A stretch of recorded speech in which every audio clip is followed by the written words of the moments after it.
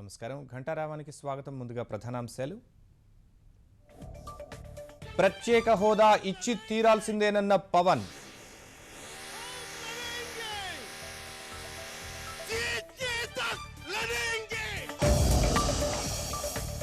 సీమాంధ్రులకు అన్యాయం చేయడంలో కాంగ్రెస్ భాజపా పోటాపోటీ.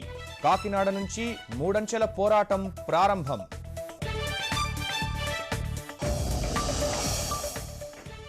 సినిమాను వినోదంగా మాత్రమే చూడండి, క్షణికావేశంలో దాడులు చేసుకోవద్దు. అభిమానులకు పవన్ హితవు.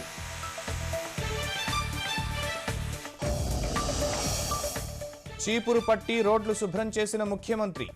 స్వచ్ఛ విజయవాడలో పాల్గొన్న చంద్రబాబు.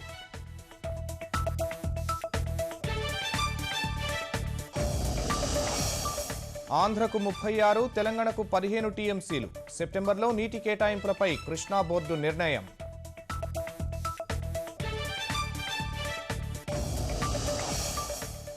కశ్మీర్ సమస్యకు ఇప్పుడు తప్పితే ఎప్పటికీ పరిష్కారం లభించదు.